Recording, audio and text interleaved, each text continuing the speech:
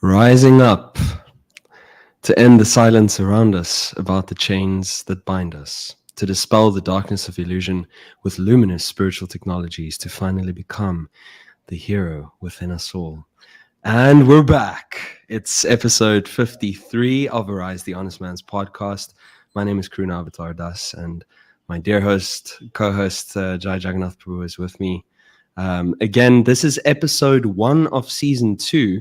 The last time that we were here was on the 19th of December of last year. So it's been quite a big break, but Jaya Jagannath Prabhu has been traveling and things have been happening for me as well. But now we're finally ready to kick it off, and we're really elated. And then also such an inimitable guest joining us for our first episode of season 2. We extend a very heartfelt welcome to His Holiness Padmanabha Swami Maharaj. Maharaj, welcome. Thank you for being with us. Thank you so much for your invitation. It's my greatest pleasure to be here with you. Jani Thai. All right, so we're gonna, we're really gonna be getting into Maharaj's story today, and just exploring this topic of the relevance, you could say, of the sannyas ashram, the renounced order of life. But perhaps Jai Jagannath Prabhu can just give a short little introduction for Maharaj. I mean, my introduction will be very simple. Maharaj is a scholar. He's a recently published author, Inherent or Inherited, which everyone should be getting that book soon. It's created quite the stir last year before it even came out. There's some nice conversations with Nam Ras Prabhu. I'm really looking forward to reading it when I get back to the States. I'm in Cali, Colombia right now. So he's a recently published author. Of course, he's a sannyasi, which is very relevant for the sort of episode we're doing today. But for me, I think the most important factor is I feel Maharaj should be very much a friend. I met him, I think, 1 or 2 years ago, and he kind of just extends his friendship very generously to anyone and everyone who's willing to receive it. And I've often been quite bewildered by that. Like Maharaj will send me randomly a note on Facebook. Hey, I thought you would be interested in this. Hey, I read this. I thought this was cool. And I'm just like, why do you even care? I'm just like some insignificant guy in the corner of the world. And just suddenly he just sends me a message. Hey, Jai, I was thinking of you today. I thought you might like this. So I just really been appreciating that example of extending friendship to the next generation and kind of cross-pollinating in sanghas with that friendship. That is my personal greatest appreciation of you, Maharaj. And I guess the sense of how I know you is because of your kind distribution of your friendship. That's for me is the greatest glorification that I'm aware of. I can totally echo that. I just want to say, Maharaj and I think spoke once on Facebook Messenger, and then every time that he makes like a significant Facebook post, then he tags me, and I'm just like, wow, I'm one of Maharaj's taggees, to spread his mission. And it's just like, it's amazing. So I really appreciate the inclusivity. Yeah, thank you, Maharaj. Also, he's part of Sri Chaitanya Sangha, sannyasi leader in that Sangha. So yeah, it's just we'll get to know more about Maharaj through his own story. So Maharaj, thank you again for being with us. And then we'd like to jump into it. Just your journey to spiritual life and specifically to sannyas life, maybe some of the major thresholds that you crossed in this journey. And maybe I think that's a natural place to start with this sort of episode. Yeah. Well, to begin with, thank you so much for your appreciation and appreciating my insignificant attempts to establish some friendship with special Vaishnavas like all of you. It's my good fortune that you appreciate the intention. I don't know how nicely it turns out to be, but that's my attempt. That's my wish. Friendship with Vaishnavas is the greatest gift, the greatest treasure and shelter. So very happy to keep on that attempt. And go into my life story. Well, trying to make a long story short, of course, it's difficult to begin at some point. You never know when it all begins. I don't want to go into the Anadi direction now. But in this particular lifetime, I connected with Gaudiya Vedanta when I was, I think, 19 years old, approximately, more officially. I mean, now I'm 41, so like 22 years back. And of course, before meeting the devotees, I already was kind of weird, like I imagine most of us that end up being in this officially and transcendentally weirdness, and Definitely. kind of never fit into so many directions. I was a social person. I had my friends and my social circles. I was a musician, had two bands when I was a teenager, and I was too much into arts, into writing, into poetry, into searching in those particular directions of beauty, aesthetics, and so on. And interestingly, I never had a girlfriend in my life. I never had a boyfriend, which at that point I was almost 19 before meeting the devotees was kind of alarming to some of my close people. I remember once my parents came to me and say, I'm the only child, so you can imagine. Uh, So they told me, "Oh dear child, dear boy, we love so much, and we wanted to tell you that no matter which choice you make in life, we will still loving you." Oh, of course, I replied to them, "I'm not gay."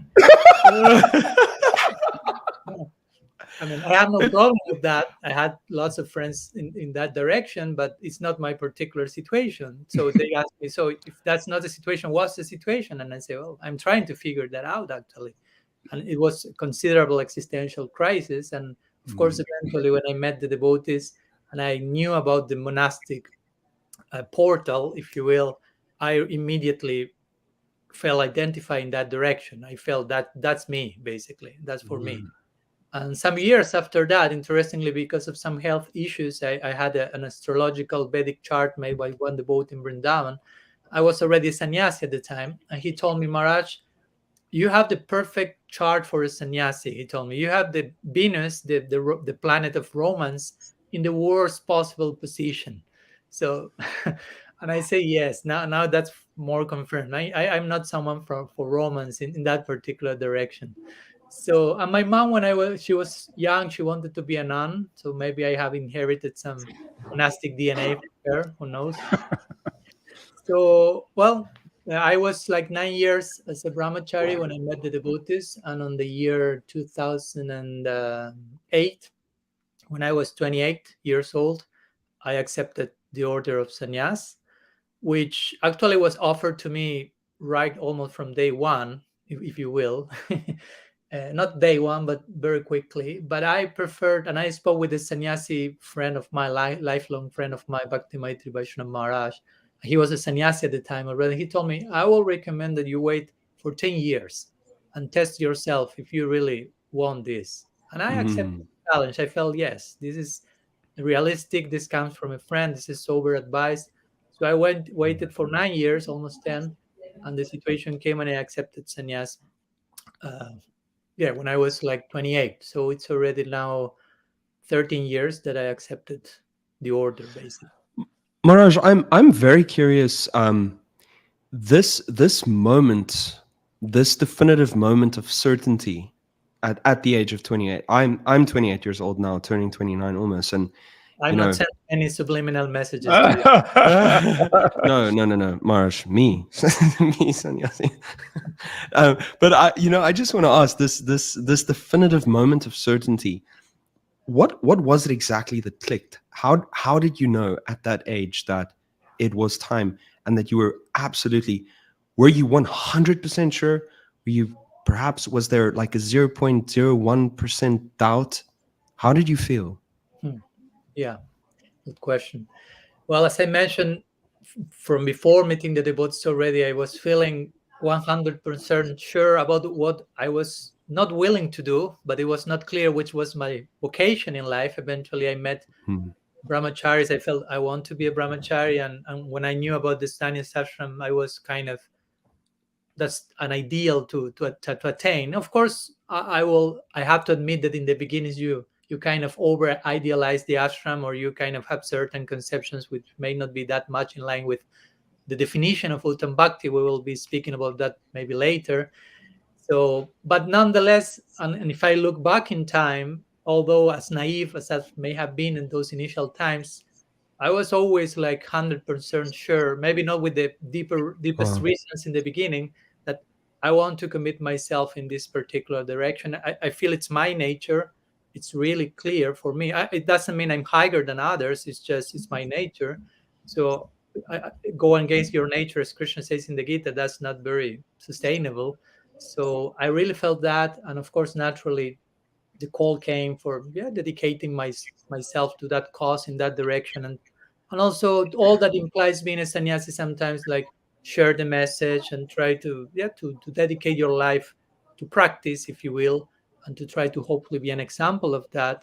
So all that is implied in the sannyas ashram, if you will, kind of perfectly fit for me. So there was not this kind of doubt, although I tried to doubt in the sense of I'm open to the contrary, Mm, some evidence. That's why I waited for a decade, because I could mm, have mm, accepted sannyas much younger, but I felt I want to put myself to test to see if I have the right motivation for doing that, for the right intentions.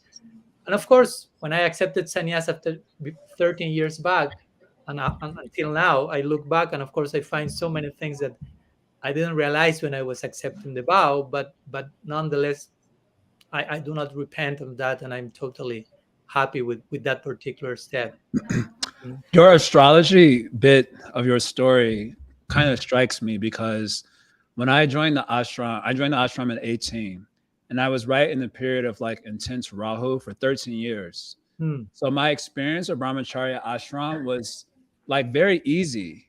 Like Mm. my experience of being in the ashram, like I didn't have a lot of pull from the external energy Mm. because I guess because I was in Rahu. So they gave me like the confidence that like, yeah, I'm like renounced and like kind of a deep devotee.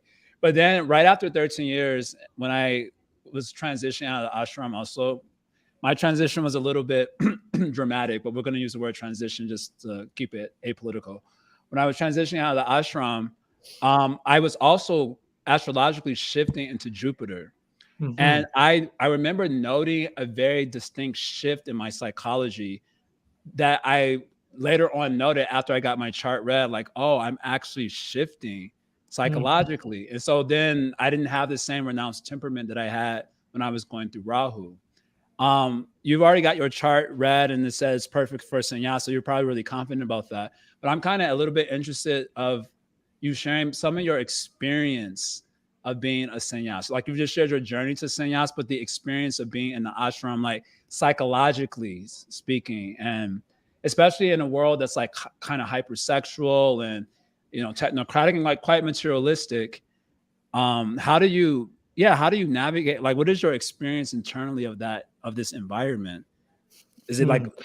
it doesn't seem like it's a struggle for you because you were called to it, but history has shown us in our sanghas that it's a struggle and there's a lot going on internally that we're not privy to, and not that we should be privy to all the things happening to you internally, but I'm kind of interested about that bit, like how you experience your sannyas ashram. Mm. Yeah, yeah. Thanks for the question. Of course, what I mentioned about the astrological chart was just a side point. It's Right. I'm just pushing on that. The astrologers say that, so that means I will stay in my house forever Right, or right, whatever. right, right, right. But of course, when speaking about sannyas ashram or my experience in sannyas ashram, which qualifies it as quite subjective, I agree that one size does not fit all. So I'm always also open to redefine, if you will, in terms such as sannyasi or monk, because we may use the words, but what do they mean or imply? I mean, there are so many different notions of monastic life, not only in different traditions, but in our own tradition. What does it mean to be a monastic in India? What does it mean to be a monastic in the West? Um, and so many ideas regarding monasticism. Now, like you can be okay, you are single, you are celibate, but some other notions more connected to study or to prayer or to certain types of sadhana. So, for example, brahmacharya, let's give an example in the Varna ashram conception, is an ashram. An ashram, in this case, has more to do with stage of life. It's not so much, okay, you have this nature, you are brahmachari, but this is a stage of your life that you are single, you dedicate you prepare for the next stage of life. Something like this. So sannyas as an ashram, again, an ashram is a stage of life. So um, in that sense, potential is this destined to everyone. If it's a stage of life, not only to those with that nature, at least on some stage in their life, but at the same time, for some people like me, it's not only a stage in my life, but it has to do also with with the nature I have during my whole life. Mm. And as you mentioned in the, and you put in the announcement, no, what's your experience before and after such a horrible vow? That's an important point, because of course everything can be horrible, even Grihastha ashram, I can tell you, brahmachari ashram, but everything can be horrible not because of the ashram in itself, but in the context of something like niyamagraha, when you embrace something without actually why you are doing that, without being fully committed to the step you're taking. And everything can be horrible potentially, everything can be beautiful potentially, if properly embraced and properly understood, if it's accepted voluntarily, basically, and sincerely. Because so many times grihastas have come to me as a brahmachari, mostly like, Prabhu, never get married, please. I can share this to you, please continue as we're. And I was always like, I mean, that does not speak well about your own choice being a grihasta. No? You criticize so much the ashram you are in. I mean, why you are there? Why you have taken that? You are not taking full commitment in that direction. And if I will remain as a monk only because of how horrible is anything else, that's not speaking very nicely about why I choose to remain a monk. Because how horrible is the other option? I mean, I choose to do that because I love that, because it's my nature again.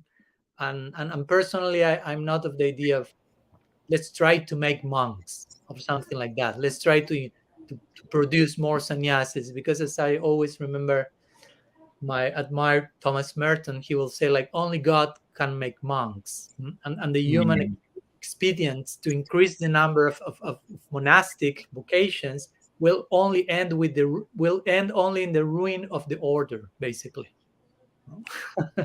So there has to be some naturality, some natural inclination. Sometimes some devotees also come to me, Maharaj, how is your struggle going on in your vows? And I say, I have no struggle in that direction, at least. I mean, I'm not free from any struggle, but I'm okay in this ashram. It's like if I go to a grihastha and I say, Prabhu or Mataji, how is your struggle with remaining as a grihastha? Are you not tempted to become a sannyas? And they say, no, I am.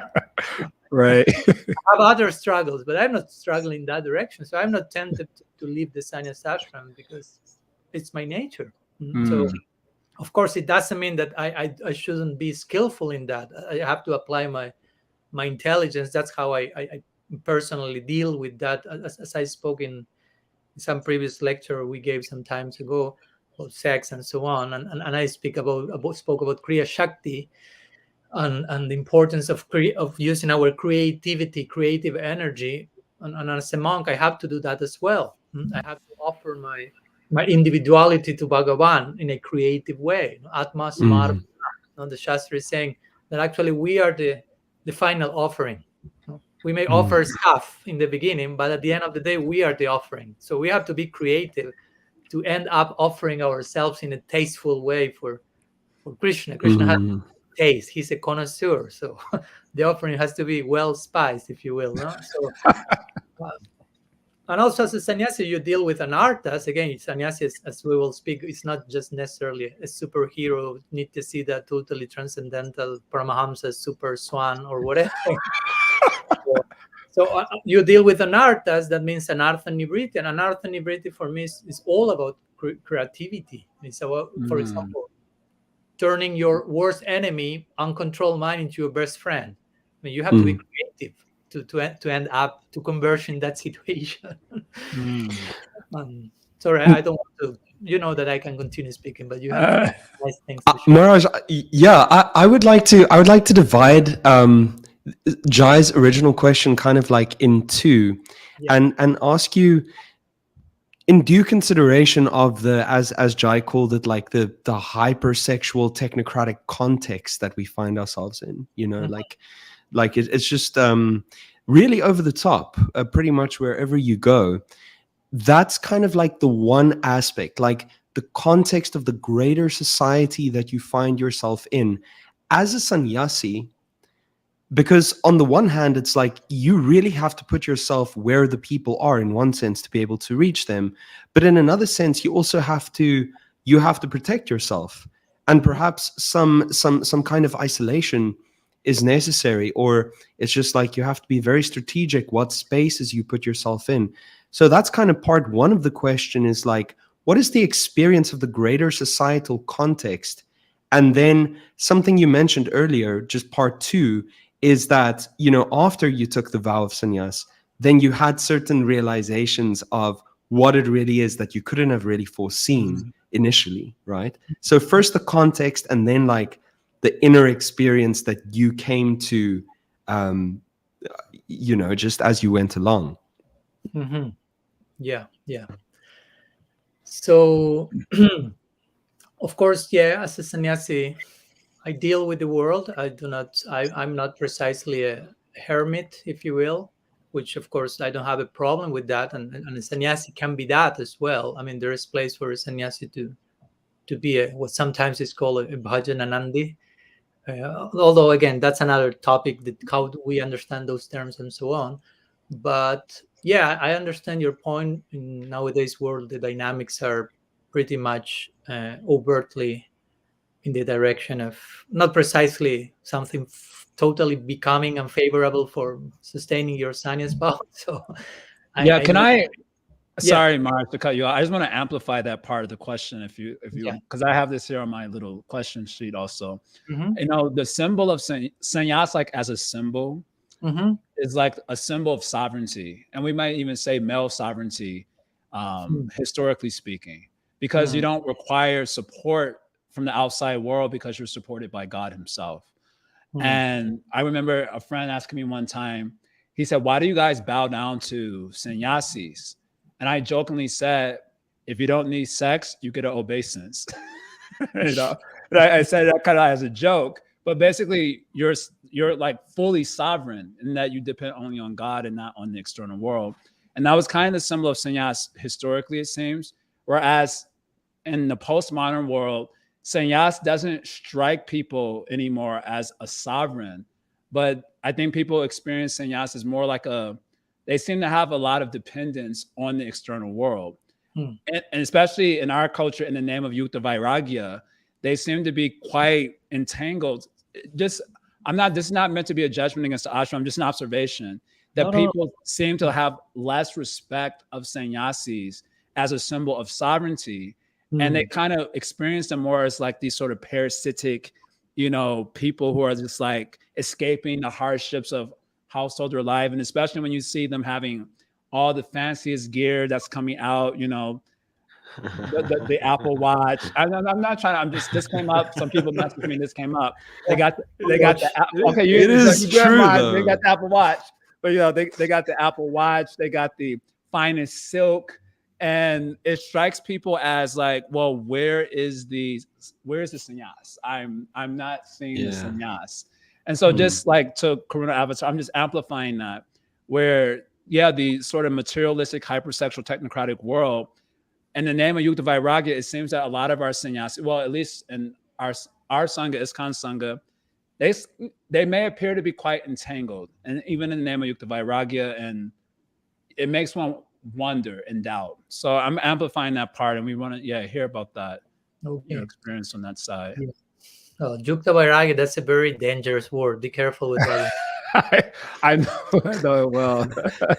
Very beautiful concept and very necessary for us to understand. But again, those very beautiful concepts can be the most misused ones. So this is no Right. exception. Yeah, I would like to begin just mentioning that for us as Vaishnavas, as practitioners of bhakti, sannyas is not basically an anga of bhakti to begin Right. with. It is in Right. yogas, it is in gyan, in other margas, in other paths. Right. So our renunciation actually is pratikulya varjanam, like to reject those things which are unfavorable to Krishna's pleasure, unfavorable to bhakti. In that the Bhagavatam says, "Nanirvino nati shakto bhakti yoga se siddhidaha." To Right. attain perfection in bhakti, you have to be not too much attached, not too much detached. Right. And to say the least, of course, renunciation is not the goal of life. I mean, to be a sannyas is not the goal of life. Our prayojan is not sannyas, it's prem. Because if we have these conceptions are not clear, our bhakti won't be jnana karma nabrita karmadya nabritam, as Rupa Goswami say. Our conception of bhakti will be tinged with renunciation or fruitive activities, varna ashram sensibilities. So for me, it's something important to make that clear. No, sannyas is not the goal of life. Sannyas is telling you that, and the goal of life won't be attained necessarily by renunciation merely, but of course, renunciation plays a role in bhakti, but as a byproduct of bhakti, as you know. I mean, and someone who is a monastic is not necessarily higher, more advanced than someone who is not a monastic. Mahaprabhu over and over again said, I'm not a sannyasi.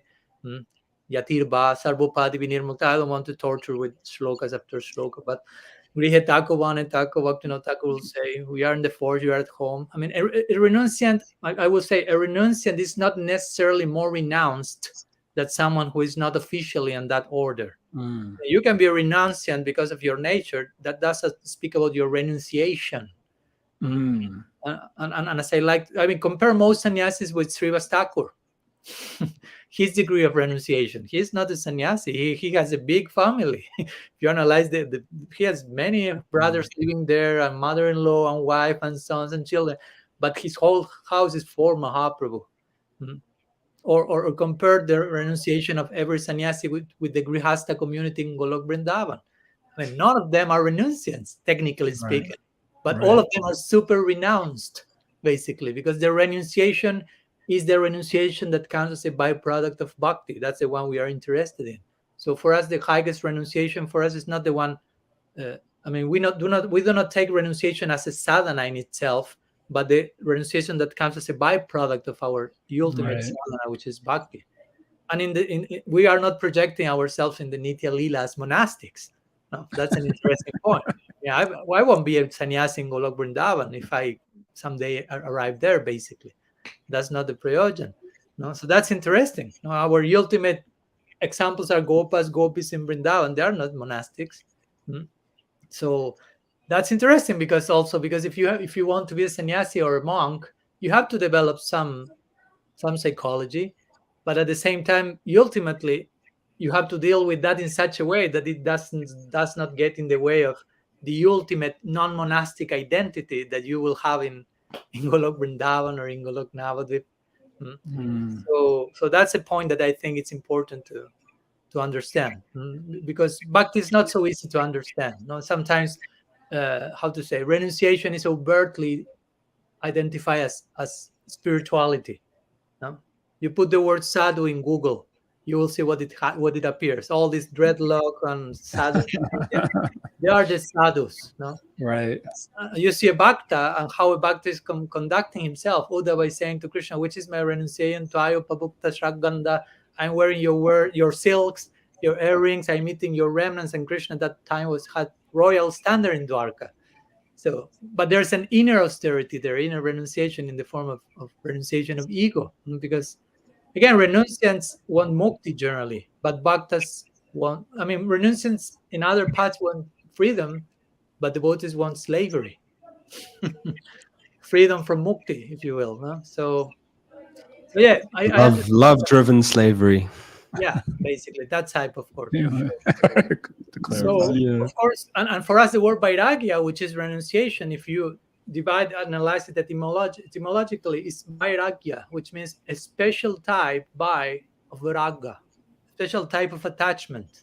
That's the real meaning for us of detachment, basically.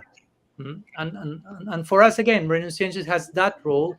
So I understand that, yes, sometimes some devotees may not represent that very properly, or may get overtly entangled, whatever, with the closest in itself, or with the so-called, I don't know, Yukta Vairagya standard that we have to sustain. But I personally consider that's one of the main negative impacts of the sannyas order in nowadays world. And people sometimes, unfortunately, also over-idealize the sannyasi. I mean, I know that some of them under-idealize the sannyasi also, but maybe over-idealize it still. And over-idealizing someone is also dehumanizing that person, basically.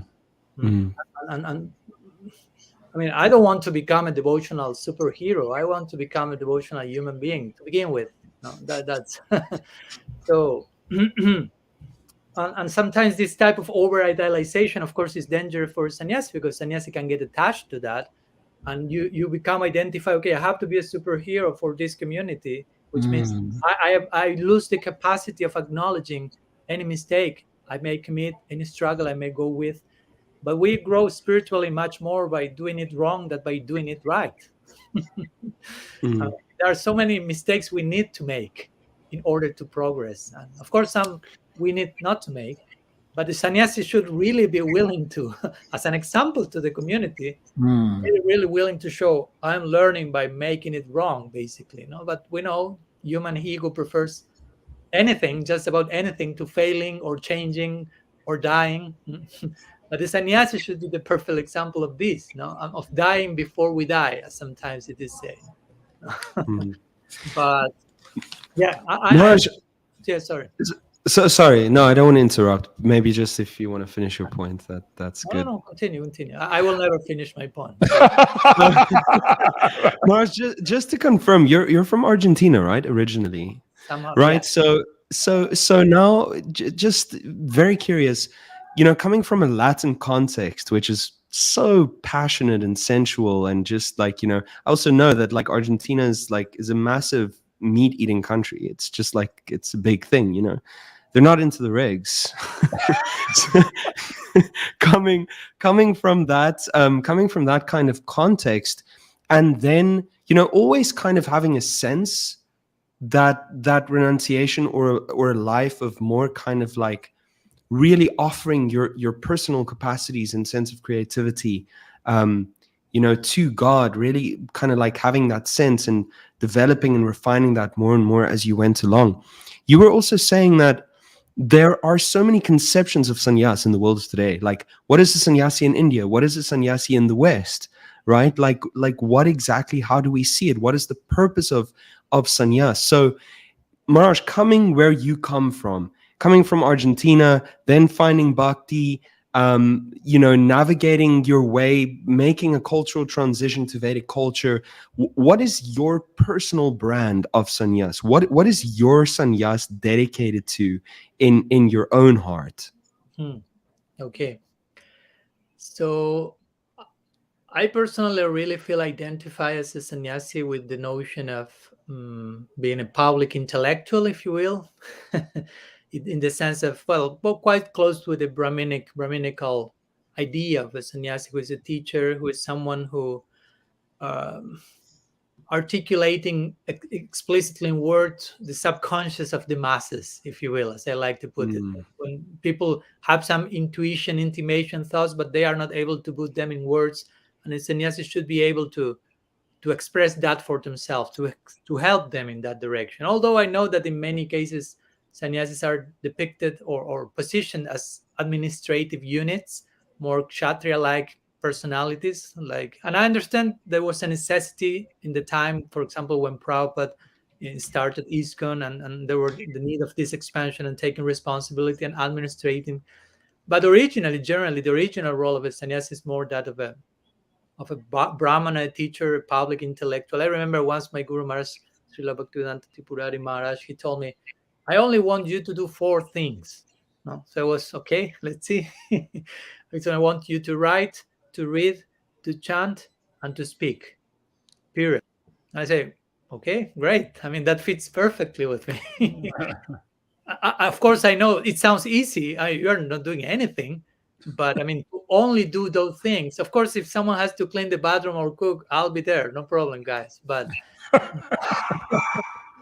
But to mostly concentrate in that direction, and to again express the subconscious of the masses, that you have to really be willing to work with your own shadow, if you will, and to not buy into the superhero label. No, I don't like that label, that brand of sannyas. No, I'm the superhero. Here comes Maharaj. All to the floor, please. Let's press the Aishwarya button and overdose of kijais in every direction. I mean, no, thank you. That's not sustainable. And this notion of spiritual leader or professional religious person is such a dangerous, such an ego-inflating self-image you may develop as a persona. The very word persona means this idea, like a mask through which you sound. Persona, through which you sound, is from the Greek. Anyhow, so generally the persona, because that's the thing. I'm a sannyasi. I want to be I don't want to get over identified as a sannyasi, because that's not my ultimate designation. But that so-called persona or sense of identity is what most people want from you and reward you for, and what you choose to identify with for some reason. So people want me to be a sannyasi, want me to be a superhero. I buy into that, but I may start to misuse my monasticism in that sense, and I can become filled with myself, and instead of melting my heart becomes harder and harder in connection to the divine dispensation. And I remember also Thomas Merton. Sorry, I'm quoting him too much, but I love him too much. And he will say, and he's a very nice example of monastic, who was in his hermit for his whole life, but was influencing the whole world as a public intellectual without going out of his hermit, basically. So a very interesting model Mm. for a preacher, no? Without going out his hermit. But he will say that every vocation has its professional risks. And being a monk, he will say, not a sannyasi, but as a sannyasi who loses sight of the meaning of the monastic vocation, you may well lose your whole life in some form of sterile preoccupation with yourself only, like self-centered. And you can even look for religious holiness as an unconscious satisfaction of pride. I want to be saint. Sannyasa is quite tied with that sometimes. I want to be seen saint, and everyone thinks I am a superhero, and I may end up convincing myself. So it's delicate, because you can end up worshiping the status quo as a sannyasi, not worshiping Krishna. So sannyas should be a very how to say, self-challenging situation. If change, if growth is not programmed into your sannyas ashram, I mean, there are serious warnings about ending up in a very blinding nature, blinding situation, fear, fanaticism, and in the name of religion, you will again end up worshiping your present ego position, your personal advantage, or so many things that can happen. I mean, some people will look sannyas ashram as security system, lifelong employer. Oh my god, that so many things of that. Or people projecting their daddy's projections on me. No? There's some people like joining a male club, if you will, to get the male energy I never got as a child, and I'm carrying people's daddy projections, and for good and for bad. I'm not criticizing that totally, but for me, a sannyasi is an elder in the society. I'm not saying I'm an elder, but I know the importance of elders in any community. So I think sannyasi should be, again, there's no one size does not fit all, but personally, that's my personal brand of the sannyasi: a friendly person, approachable, down to earth.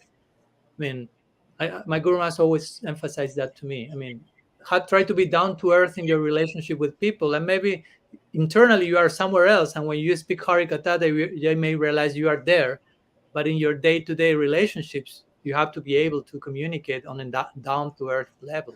Well, in that, Maharaj, you are certainly very successful. At least my experience of you is such. Maharaj, I'm really. Oh, so sorry. sorry. I just want to say one thing. What I'm really getting from what you said is that um, depth of realization requires the capacity to truly pay attention and focus and hone one's consciousness, right? And it's like in the world of, you could say, in the world of distraction, because this is really what we see. This is, there's a quote, something like, the struggle of man in the distant past was survival, was to, basically survive. But the struggle of modern day man is to overcome his distractions. And what I'm really getting is the power of your sannyas ashram is to essentially fortify yourself against distraction, to be able to really hone your consciousness, to reach that depth of realization, to be able to really encapsulate, as you say, the collective subconscious experience of humanity and people around you.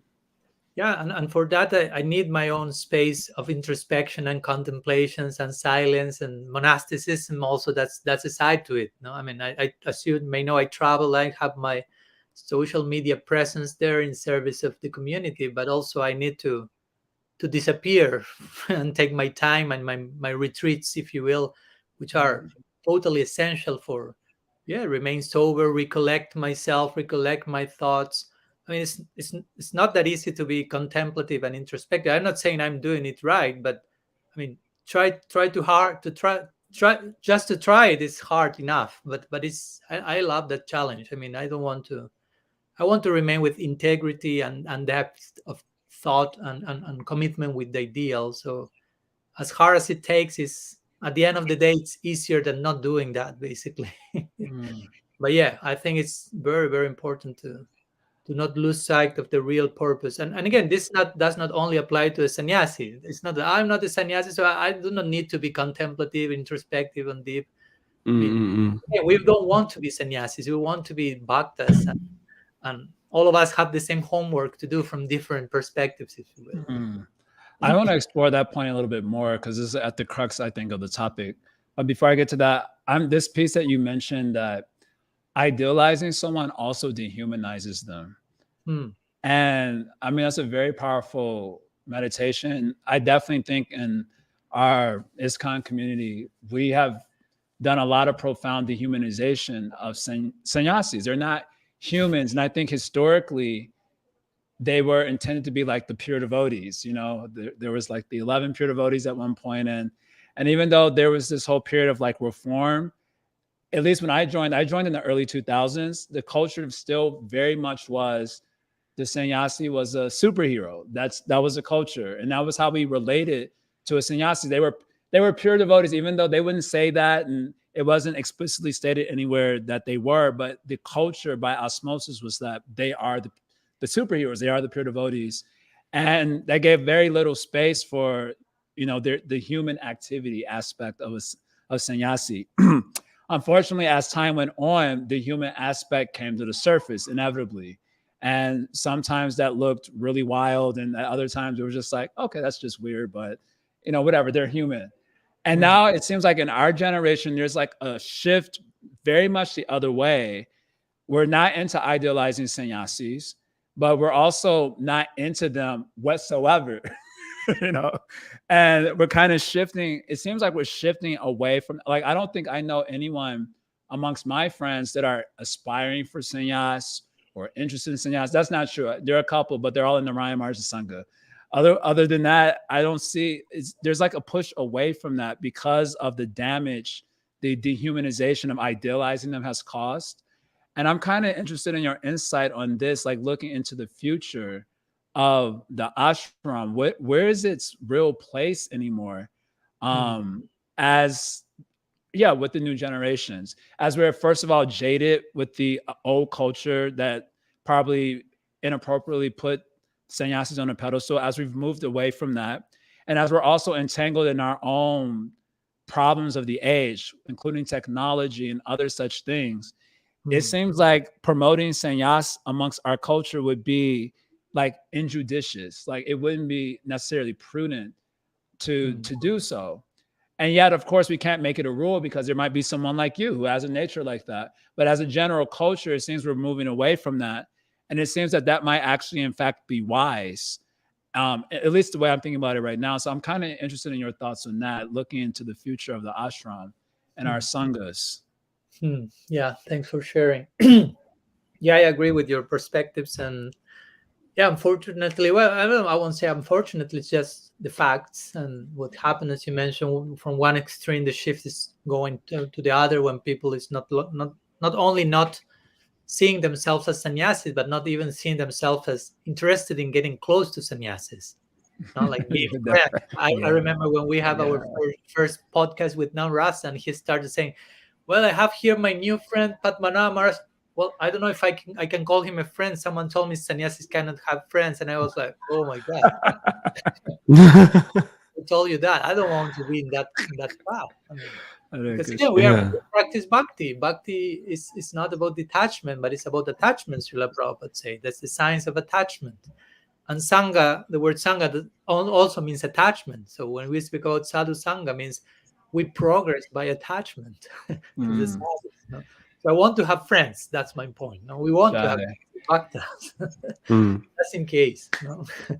And but yeah, I think many of the symptoms you mentioned are quite tired tied historically to so many things that have happened, and it would be a long and complex conversation, but just some few thoughts, because some history always helps in this connection. And we know that the one sense that sannyas order began in our sampradaya with Mahaprabhu himself accepting sannyas to create, as my Guru Maharaj will say, a teachable moment. Apart from his inner reasons, that's another conversation. And he did that because he knew, I mean, sannyas is overtly identified with spiritual advancement, because it's seen overtly as the opposite of material enjoyment. So that's the natural way people think. Okay, this is material enjoyment. The opposite to enjoyment is renunciation. That must be spiritual advancement. But our ideal bhakti, which is not bhukti and it's not mukti, it's not karma nor jnana, is much more nuanced and complex than just saying the opposite of enjoyment is renunciation. That's all. So Right. it's more difficult to understand, basically. But this is why Mahaprabhu accepted sannyasa, and then Prabhupada Bhaktisiddhanta reestablished the order, basically to try to shed light, nice light, socially speaking, to the Gaudiya Vaishnavism. Because till that moment, as you know, the Vairagis or renunciants were Babajis, and there were some moral shortcomings due to some excessive emphasis on Bhakti's efficacy to even transcend moral lapse and so on. And as you, well, so many things to share. I'll try to be brief, but you know that he established the order of sannyas. Still, at that time, the order was more Babaji, and Babaji were more concerned, considered more. Prabhupada Bhaktisiddhanta gave the idea sannyas are paribrajakas, itinerant preachers. Babajis are more Right. paramahamsas, beyond Right. sannyas. But interestingly, before Prabhupada Bhaktisiddhanta Bhaktinath Thakur spoke about Goshtyanandi and Bhajananandi, and we nowadays relate those two with sannyas and Babaji, but at the time of Bhaktivinoda, there were no sannyasis. So he will think about there can be Babajis who are Goshtyanandis, preachers, there can be Babajis who are Bhajananandis. But nowadays, interestingly, all these notions change. For many, Babajis now is, okay, that's above sannyas, but for others, Babaji is seen as below sannyasi. No, they are not preaching, no, or they're selfish, Interesting. or. But whether you are sannyasi, whether you are Babaji, you have to have some internal depth. No? Prabhupada Bhaktisiddhanta will say, Goshtyanandi is a Bhajananandi who is preaching. No, so you have to have some bhajan. But this notion of monastery came originally, or not original, but from the idea of math, of Prabhupada Bhaktisiddhanta Gaudiya math. Math means monastery. Generally, the Babajis did not have like organized monasteries. Each one was in their own kutir. But interestingly, the idea of Prabhupada Bhaktisiddhanta is we have a monastery, but he threw all the monks outside the monastery and to go to the train station and distribute daily newspapers. It was a unique unique dynamic outside of the dam, even to Kolkata, outside of India, even if you compare to other forms of monasteries like Christianity or Egypt, everyone was in their own place. So there's place for everything. I mean, Bhaktivinoda Thakur was a Babaji, but he was living with his family. That's not the notion of Babaji we also have either. So, or as I say, the hermit like Thomas Merton was influencing the whole world from his hermit. Rupa Goswami as a Babaji was dealing with legal stuff, Jiva Goswami similarly. And interestingly, for example, I'm sorry if I get in too long, but I think it's interesting. In the Samsara Dipika, which is kind of an appendix to Gopal Bhatta Goswami's Satkriya Sara Dipika, this is written by Gopal Bhatta Goswami, although some say it was written by Prabhupada Bhaktisiddhanta. Whatever the case, it's equal important for us. And he says that a sannyasi can renounce the external marks of the sannyas ashram and accept Babaji. And similarly, a Vaishnavi, qualified Vaishnavi, can accept brahmachari or sannyas, which is another conversation, but in the context of that. He mentioned we have examples of that like Madhavi Devi and so on. So my point is we find sannyasis in our lineage, we find Babajis, we have ladies acceptance, the possibility of that to happen. We have someone who can accept sannyas and then accept Babaji.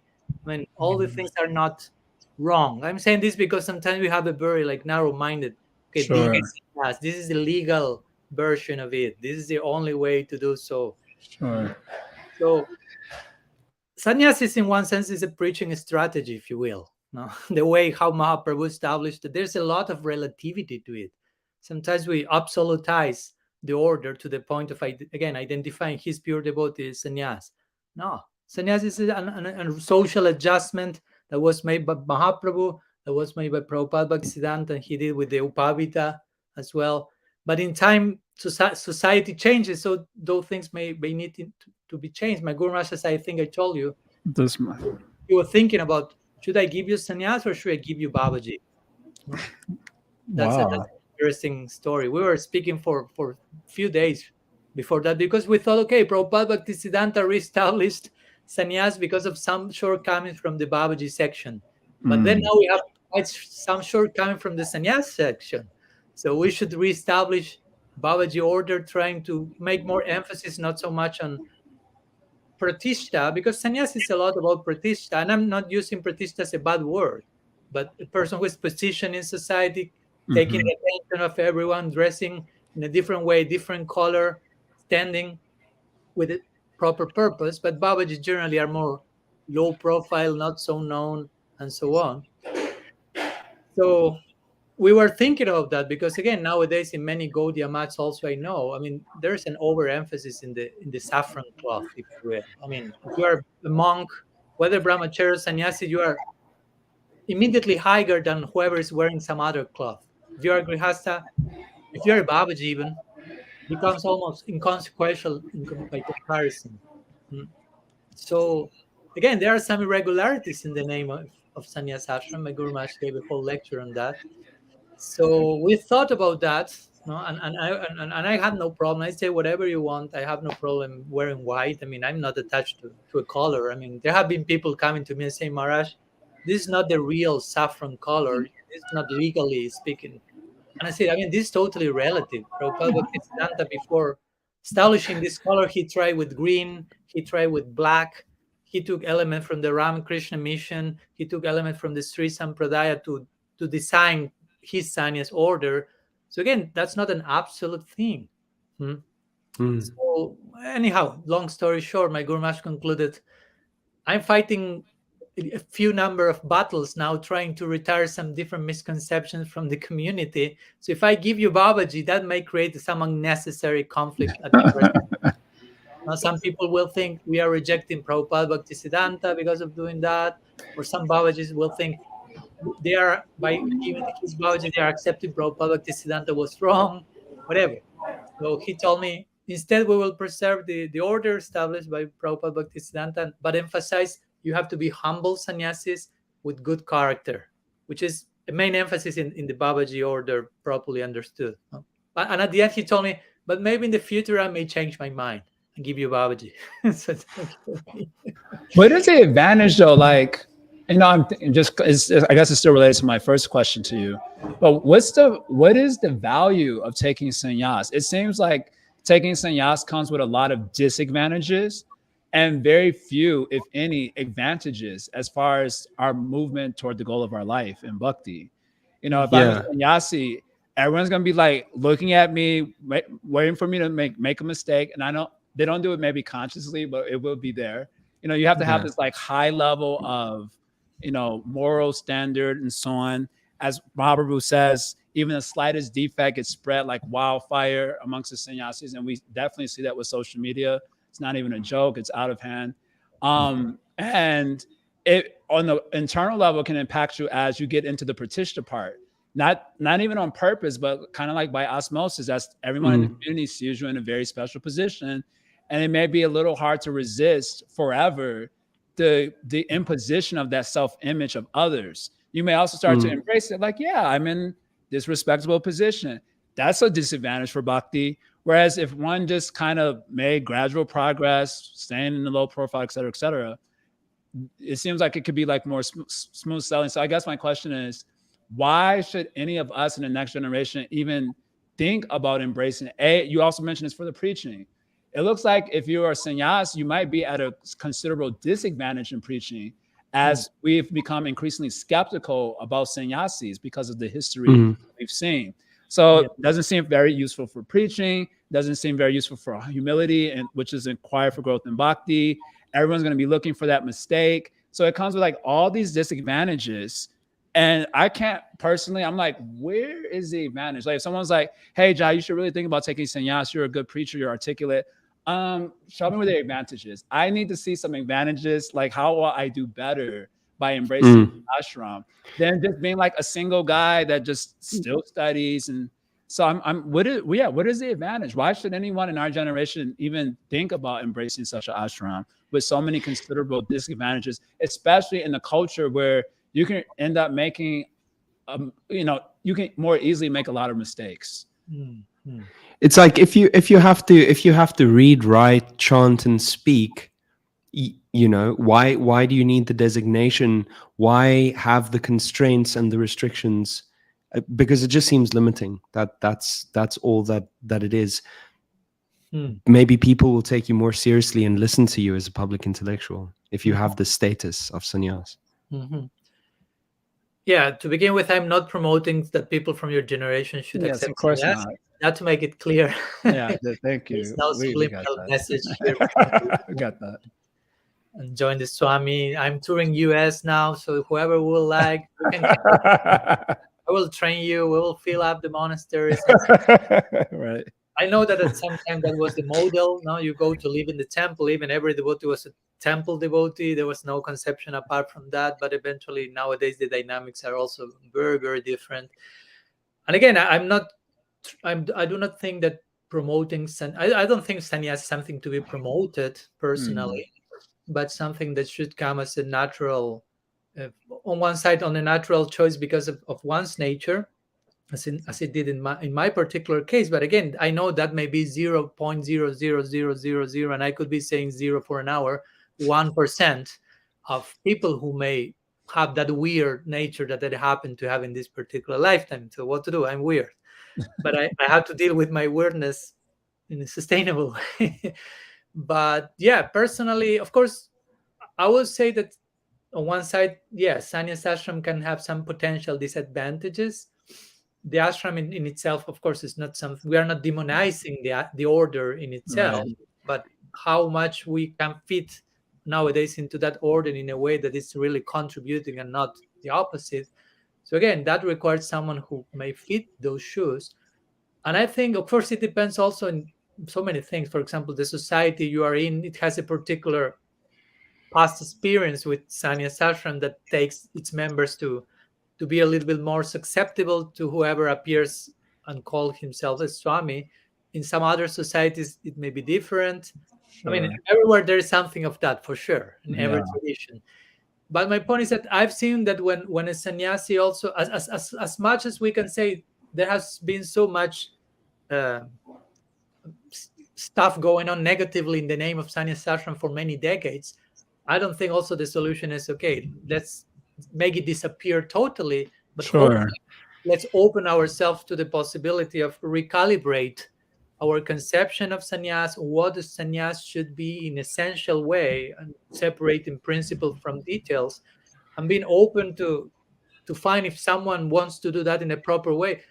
That will be quite inspiring as well. I mean, we need that inspiration also. It's not something necessarily bad. So I will say that, again, I'm not over promoting anything of that, but I say that whether someone chooses, okay, Maharaj, I'm renounced, but I will choose to took Babaji instead of sannyas. I choose that one. Okay, if you can explain that to me properly, I support you. I mean, many people sometimes tell me, Maharaj, I'm thinking about accepting sannyas. Of course, you can imagine the first thing I say is, stop, wait there. I mean, and immediately I say, why? And generally, I realize that most people do not have a clue about why they want to accept sannyas. I mean, they say to advance more spiritually, and say who say that that will promote more spiritual progress, to please more my Guru Maharaj, who say that your Guru Maharaj will be more pleased by you being a sannyasi. And after those 2 3 exchanges, they don't know what to say after that. So I say, oh, you are not. That's not your moment for sannyas.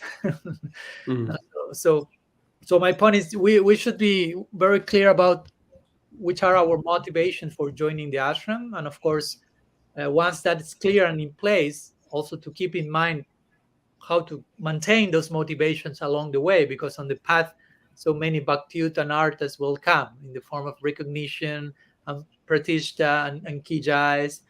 And if you deal with them properly, that will be humbling. That's my point. I mean, it can be a disadvantage, but if you are properly situated, all those things will be humbling and will invoke further progress. It's basically how I try to deal with that, because I mean, I know so many people think that I am a pure devotee and that I have descended from who knows where. I'm not necessarily every guru is in need to see that, but that's another topic, Jai Jagannath. And my point is, I understand that for some of them in their beginning faith, I cannot just jump into them and say, no, no, no, no, I'm not all those things you think I am. I know that helps them in a beginner stage, but I have to know how to deal myself with those idealization they have, so that that's not convincing me, if you will. So if I know how to do that properly, the situation is actually challenging, but at the same time favorable. I mean, I like those type of tests. They are helping me. Sure. They're taking me constantly out of my comfort zone, even though it seems they're throwing me into a comfort zone.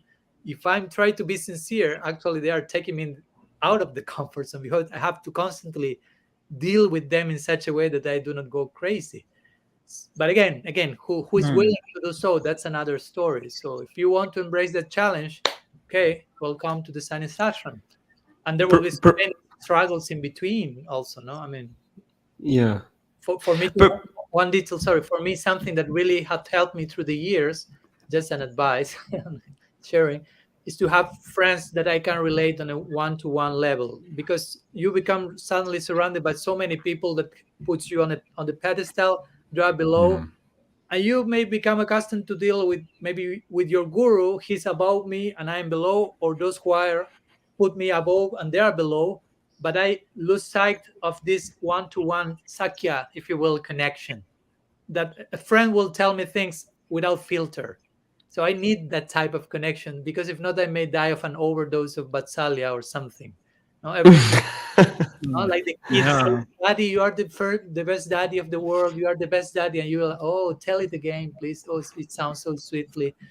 And a friend will come and speak right to your face and say all the things he has to say with love. So I need that, and I To and that I point, and I I learned just a lot from that with former experience, with former guides yeah. they have. I spoke with that with Namrasa's first episode as well. Yeah.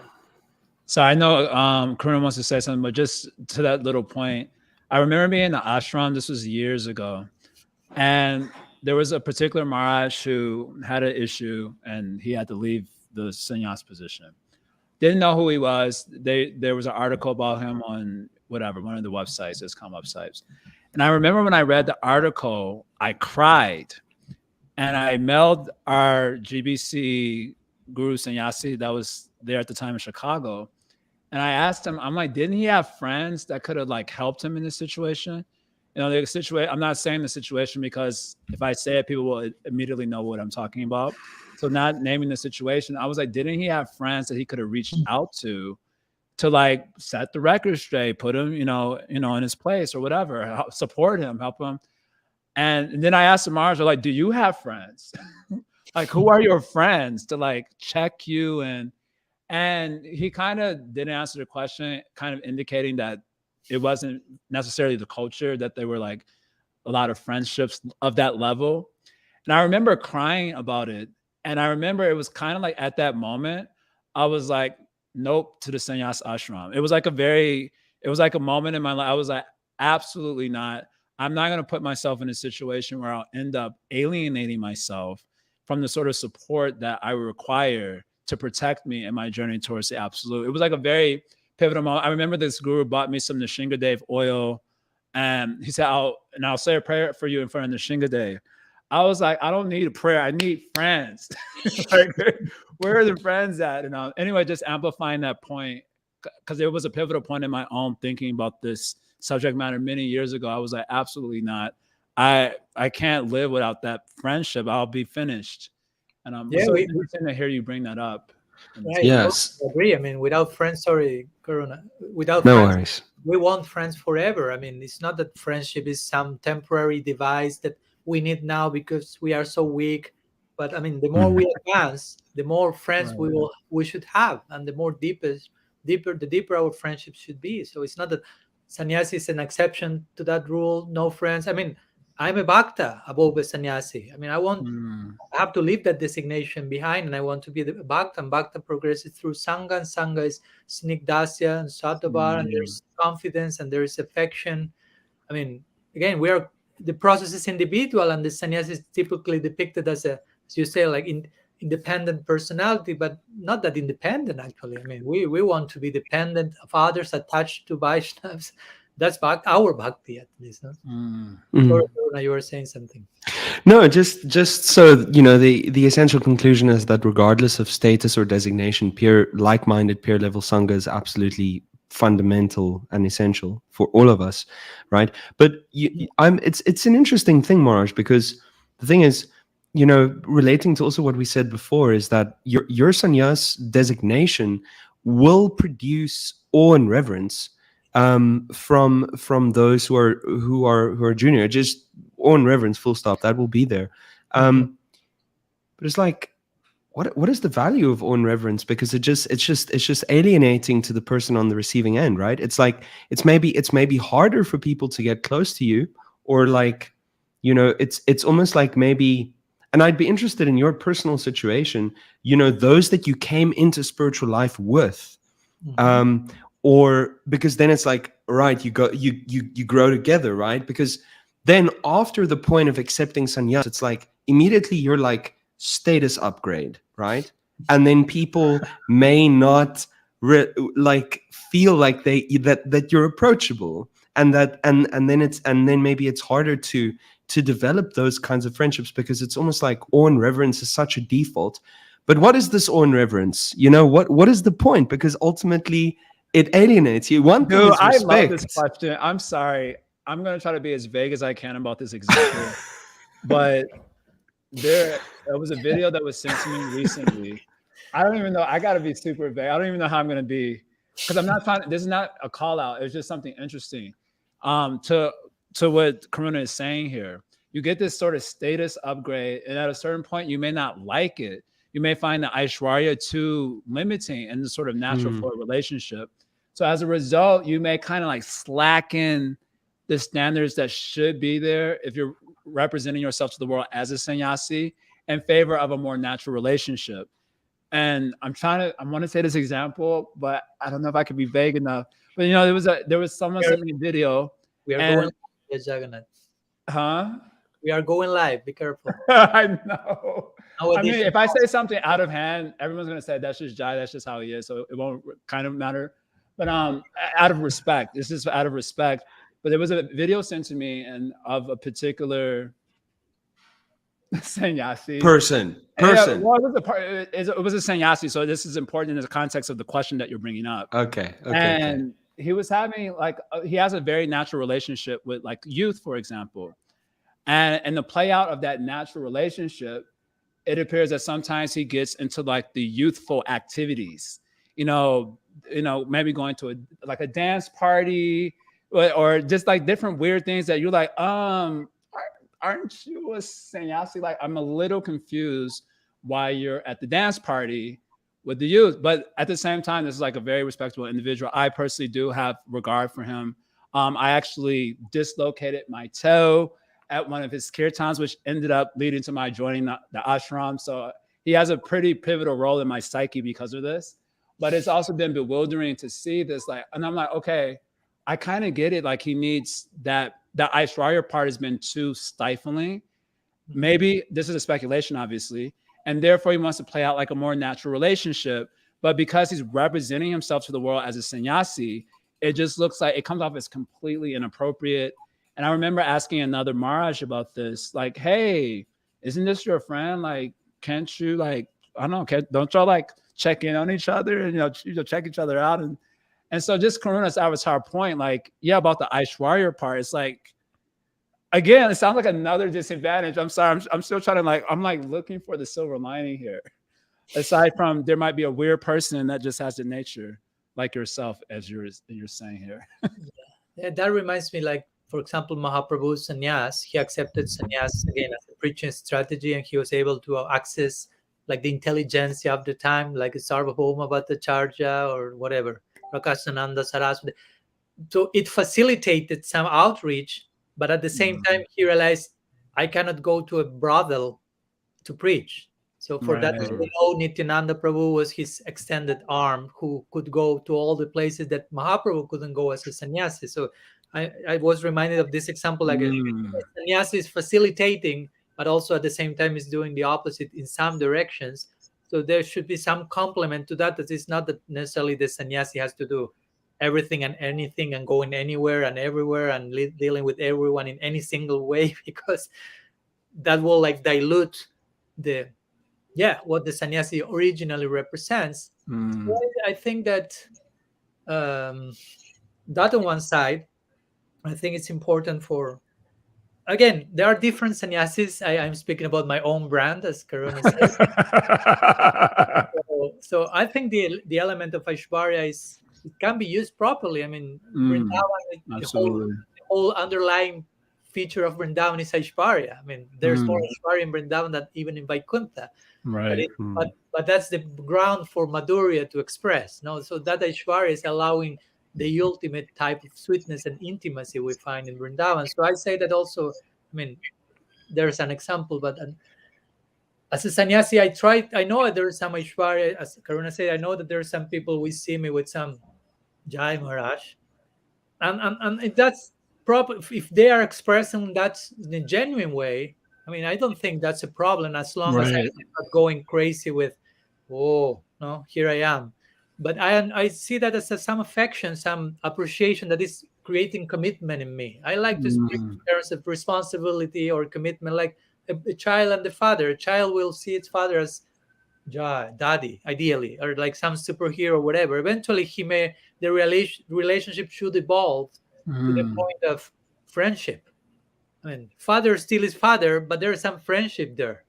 So I will say in the beginning stages of the relationship, maybe the sannyasi is in terms of Aishwarya, and that creates some grounding.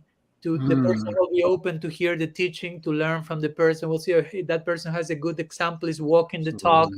So that creates some inspiration and inspires me to go deeper in the relationship. And the deeper it goes, not the more Aishvaric it becomes, but actually the sweeter it becomes.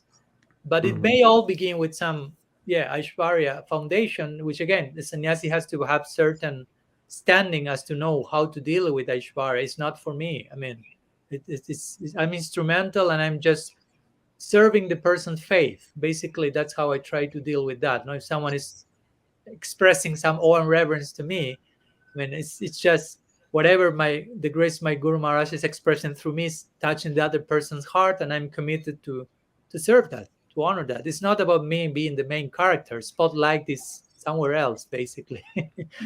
So there's a place for Aishwarya, but again, the problem is when we misread Aishwarya and forget Madhurya, and everything ends up being like distance, and actually, no, the distance gap has to be transcended gradually by the force of affection and confidence and intimacy.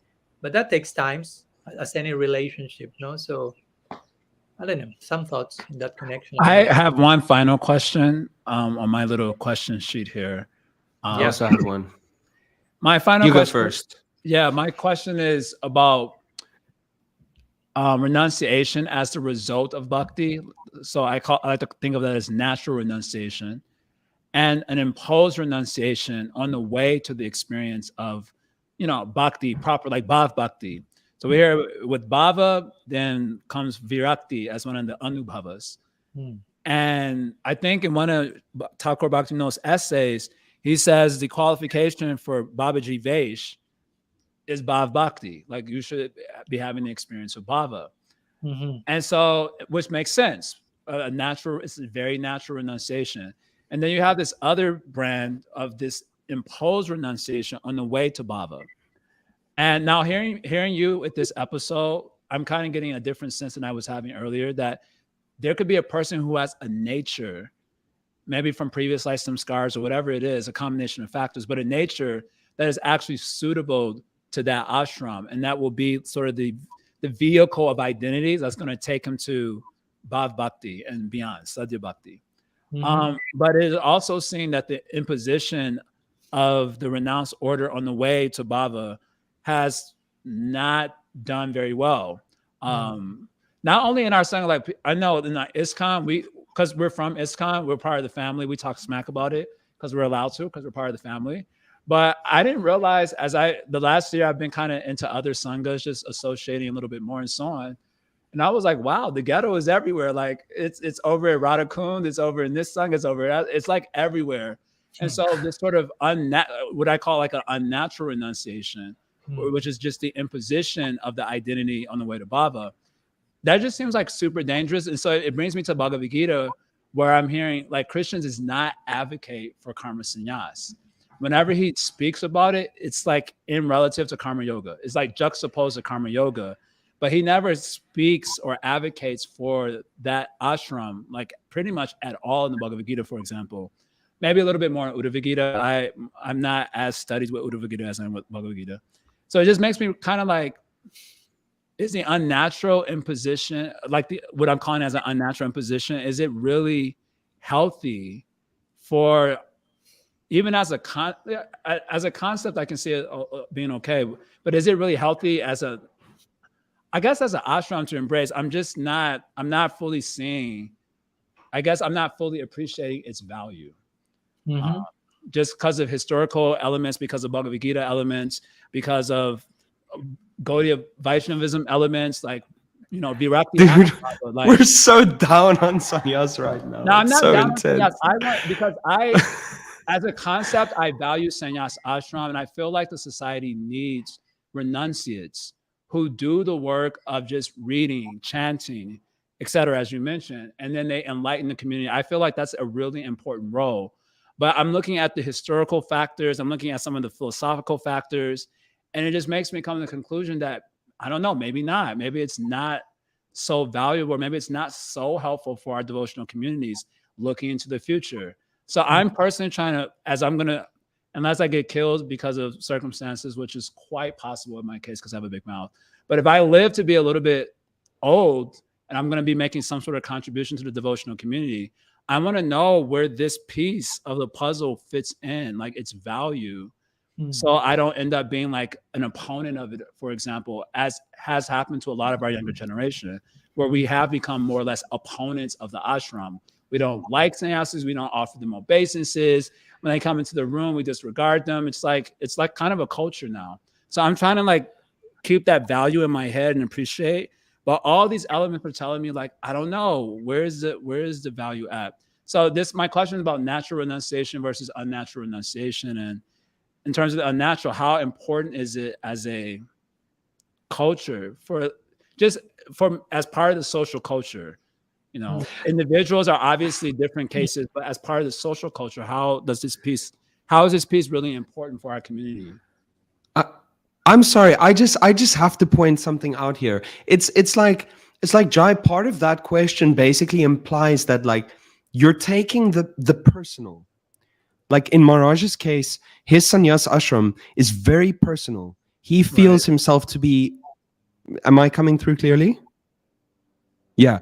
Okay. So Maharaj feels himself to be like he always knew from the very start that this is for me. This is you feel this deeply, and it seems like it's such a personal thing, and it's not like if it really is for you, you're not going to be thinking, I wonder if I should do this. It will be like a deep inner knowing that I should do this, and it's like part of that question, Jai, is basically saying that like taking something which is highly personal and very rare and unique, and then like almost like super or like extending it outward as you could say like a sociological archetype, like a particular status of life to strive for, something that people can aim towards.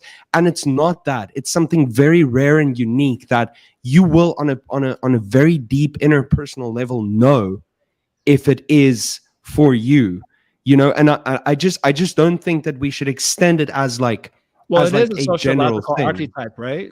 Varnashram is definitely a sociological archetype, and it's in our communities, it's an archetype that people do embrace, whether they're qualified or not. So I'm trying to understand its value looking into the future of our communities, because it's not on an individual level, which we've been hearing about.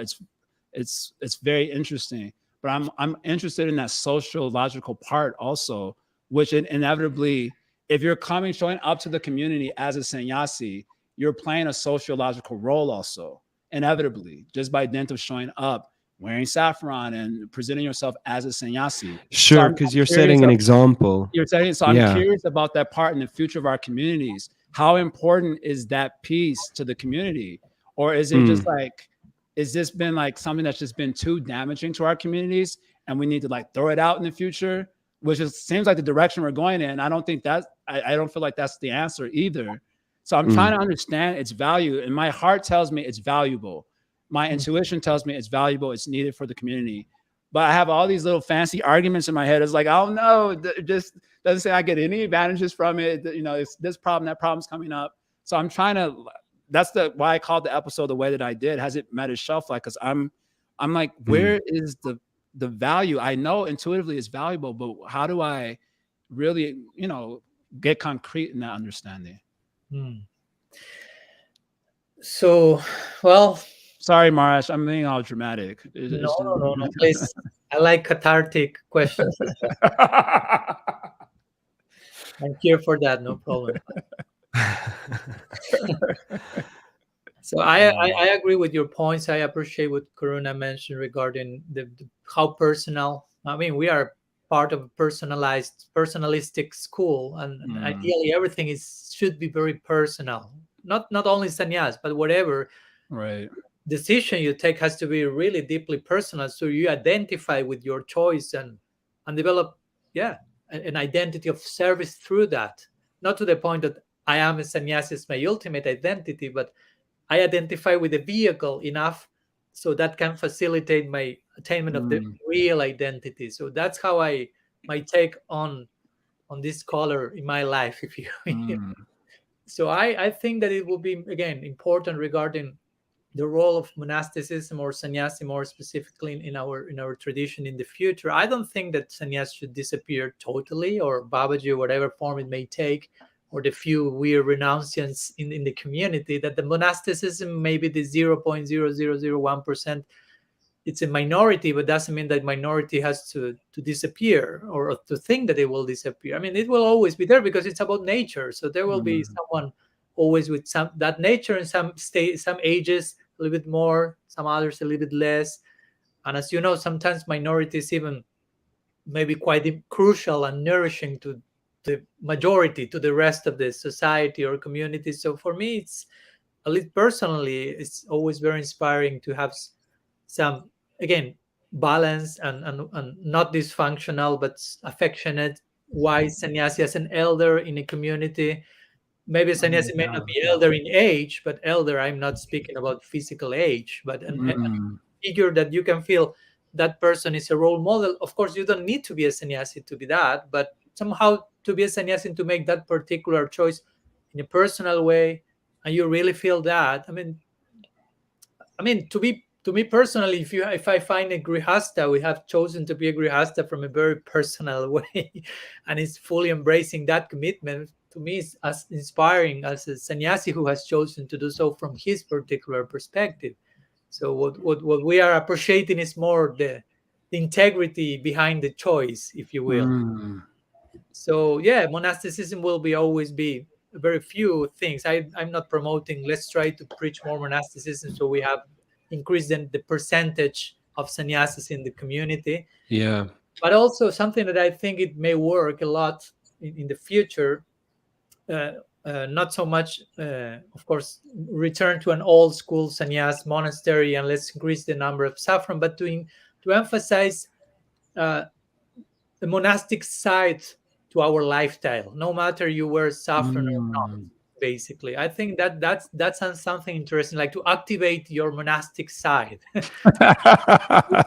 beyond being celibate or beyond being single or not, but go to the principle of the order, like detachment. And detachment for me is not rejection, but trying to take a distance from something so I can see it for what it is, to really catch the bigger picture from proper distance. Because if I have my hand too close to my eye, I'm not seeing my hand. I need some distance to really appreciate it for what it is. That's detachment for me.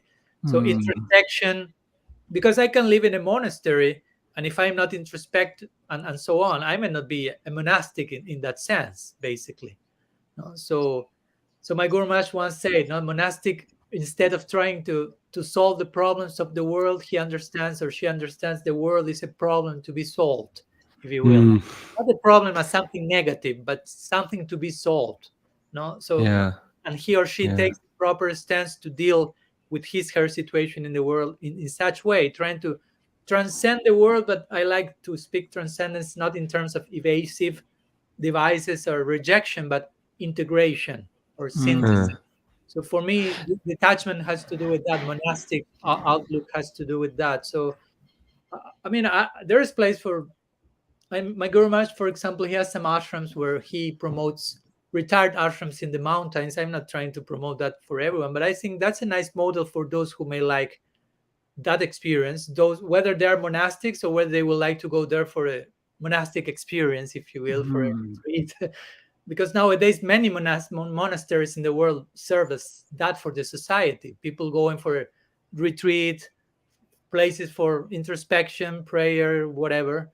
So and to have some I mean, the word monastic comes from monos in Greeks, which means alone. And as someone once said, most of the problems in the world come from our lack of capacity of sitting alone by ourselves.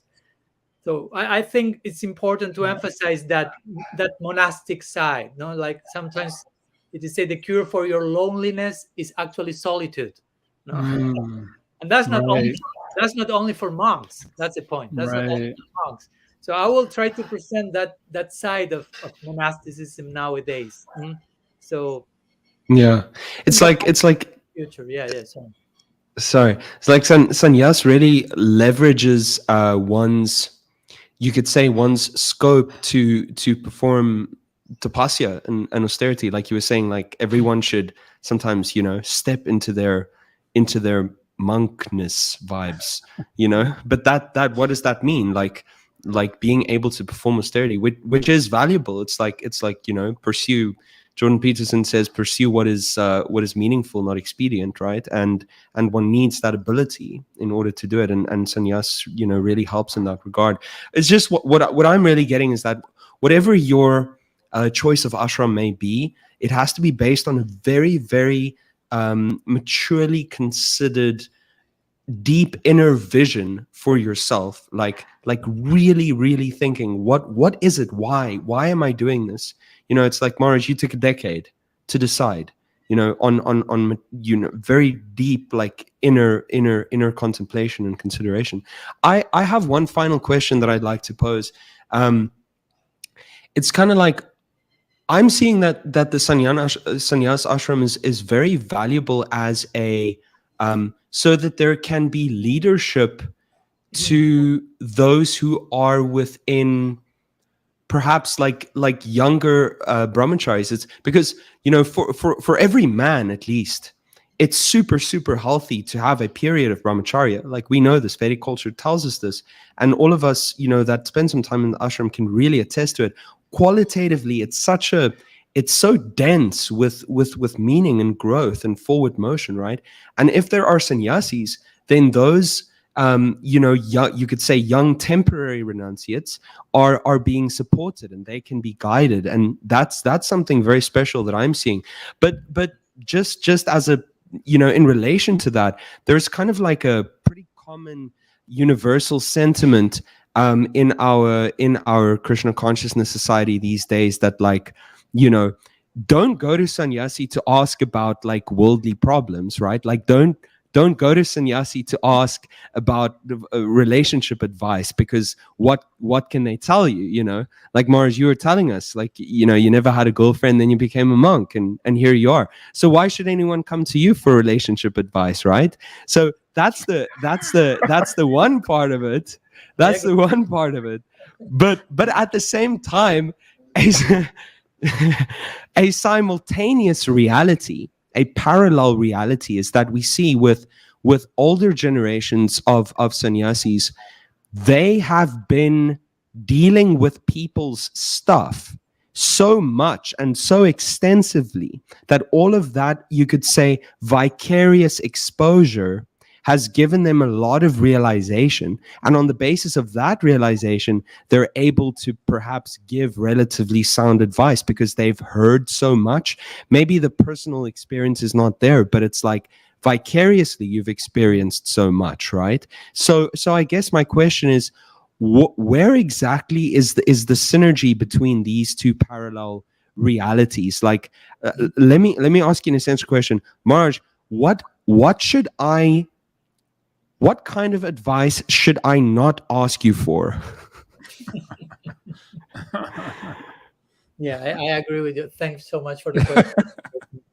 Because that's an important point again. I think that sannyasis, an important aspect of sannyasis you mentioned, going back to your point, is again, ideally sannyasis are figures which are who are studying, who are teaching, who are really absorbed in that direction. So those who will like to receive like temporary brahmacharis, some education or something, sannyasis ideally should be figures that can offer that service to society, and analyzing the situation on that social dynamics level.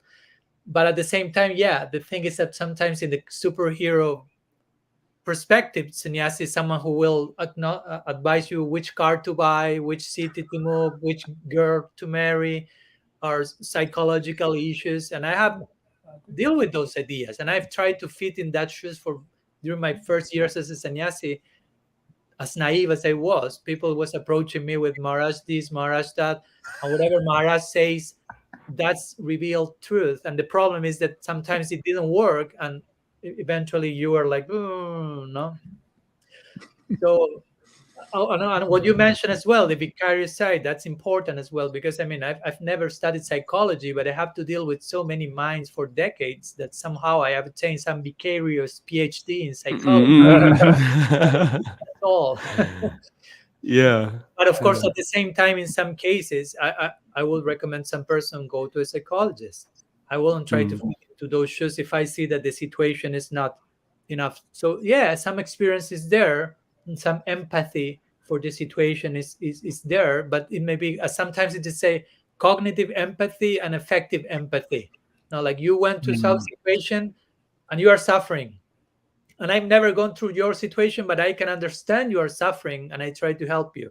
But if I would have gone through that situation, I may give another type of help from another place, which another type of realization.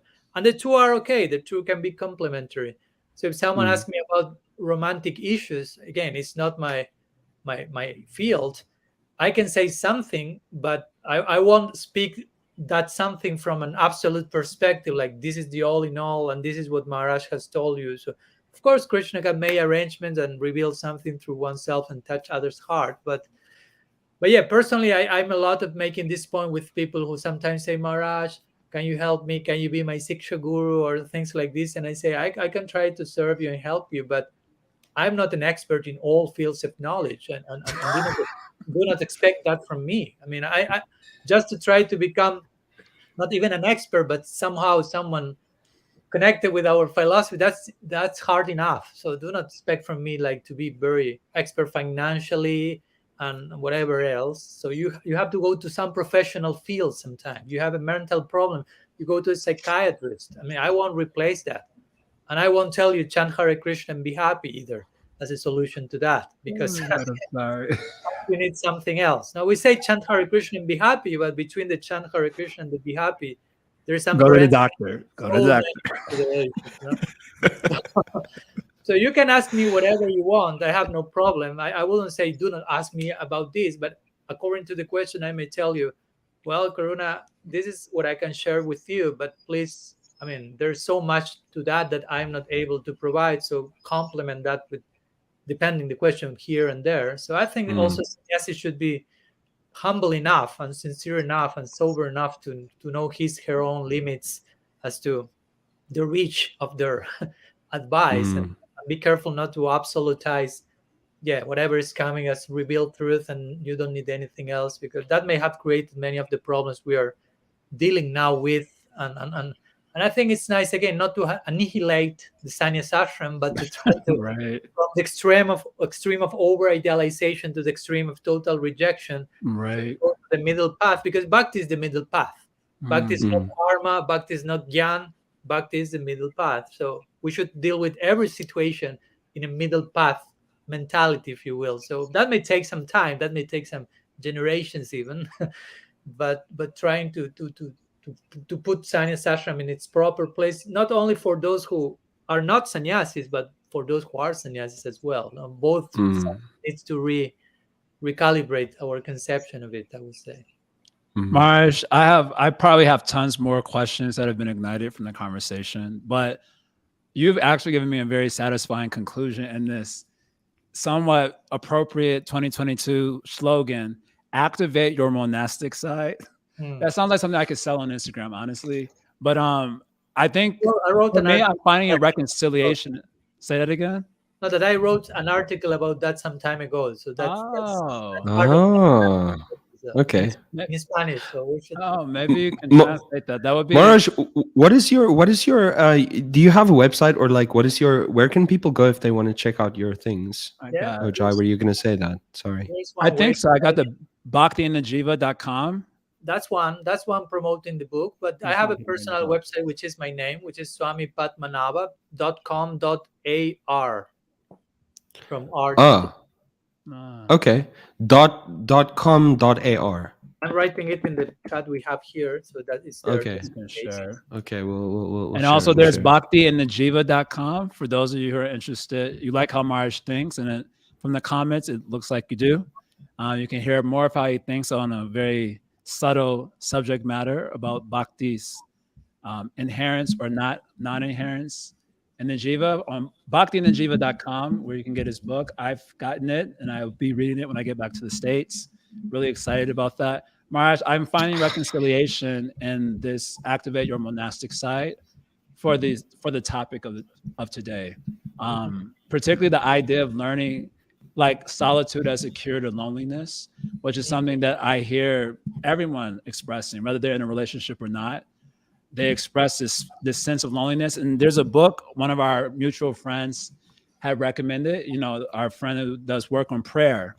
And he recommended this book from, I guess, a Sufi saint, Alone with the Alone, I think is the title of the book. And I had that kind of on my reading list also. But learning how to like basically commune with God, which is something that happens in a sense in aloneness. There's a Sankirtan feature also. And there's like the Nikunja Seva aspect also. And like learning how to be alone with God, and a sense of like learning how to activate the monastic side as something that everyone's going to have to learn as a culture.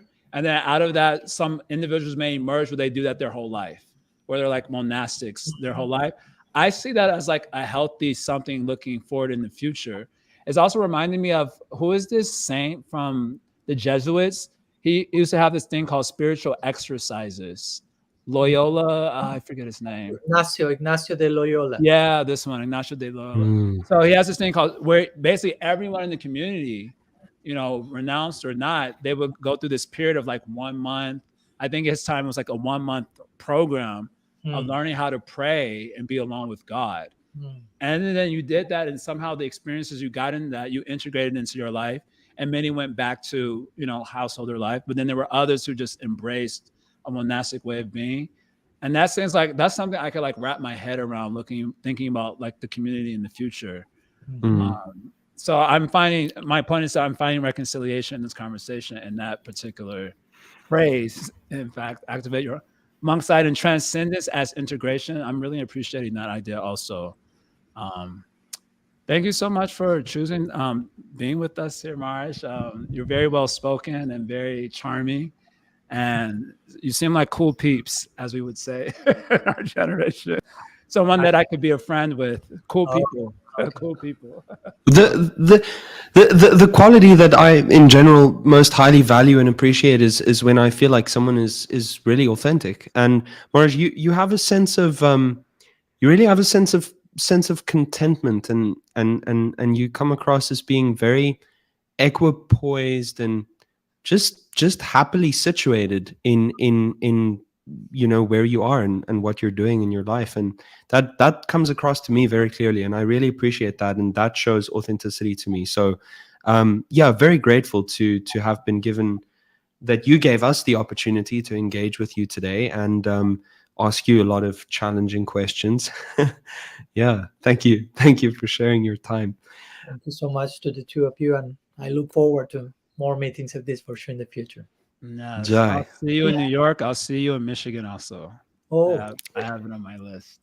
okay. And next week we're gonna be doing, well, we were actually gonna do this episode first, but then we had some challenges last week. So then but now it's wonderful. What a fantastic first episode. But next week, Jai and myself and Dev Madhava Prabhu, and we may have one other guest, we'll just be talking about the core purpose of this podcast, and just kind of like revisiting that, at the beginning of a new season. Why are we what we are? What are we exactly? What have our personal journeys been, and some of the realizations we've had lately, and how that informs the purpose of what we do. So do tune in for that next week. We're probably going to shift our day to Tuesday.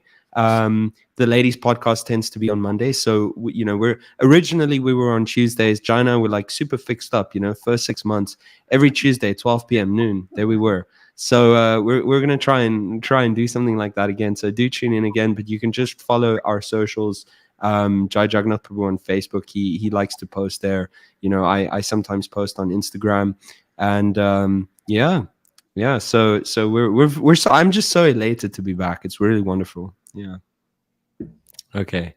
Hare Krishna, everybody. Right. Thank you, Hari.